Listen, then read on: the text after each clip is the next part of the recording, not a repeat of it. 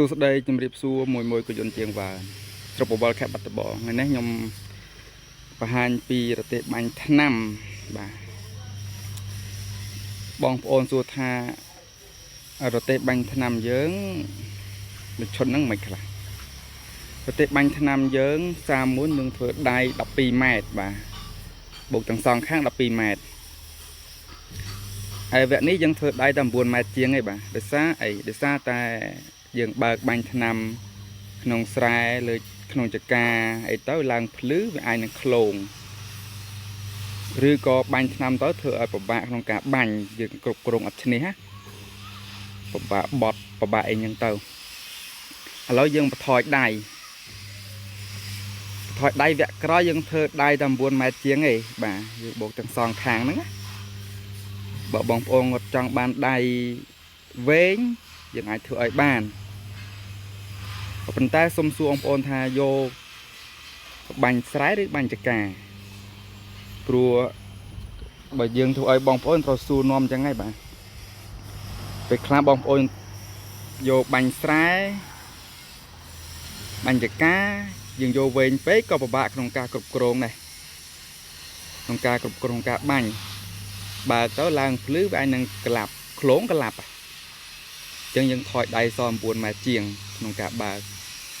ហើយក្នុងមួយឈុតនេះគឺមានទាំងអស់បាទមានធុងមានម៉ាស៊ីន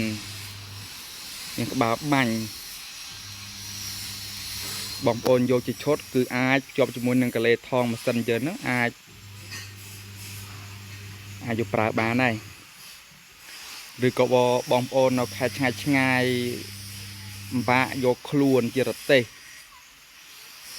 គឺមកទួរទេះមានសាក់ស៊ីហ្នឹងគឺយកតែធុងយកតែក្បាលបាញ់ក៏បានយកតែផ្លូវយកអីក៏បានដែរបាទអត់ពិបាកទេបងប្អូននេះរទេះបាញ់ថ្នាំក្រៅពីរទេះបាញ់ថ្នាំយើងមានស្តុករទេះព្យួរច្រើននេះសម្រាប់វគ្គ2រទេះព្យួរបូមខាងក្រោម2បត់មាំល្អបាទ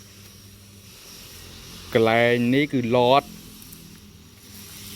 កន្លែងបត់នេះគឺយើងប្រើឡតដែរឡតនេះគឺអត់ងាយបាក់ទេអត់ងាយអោនទេបើយើងធ្វើអោនវាហានិភ័យ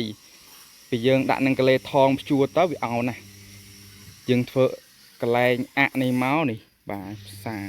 កលឹះគឺអត់ងាយអោនយើងផ្សាទៅវាងើបឡើងលើចឹងរទេះជាព្យួរបូមខាងក្រោមមានស្តុកច្រើនហើយនឹងរទេះបាញ់ថ្នាំបាទបងប្អូននៅត្រូវការអាចតាក់ទងបានសាកសួរពីតម្លៃបានរទេះបាញ់ថ្នាំនេះផ្លូវនេះគឺ1.4 ម៉ែត្រនិង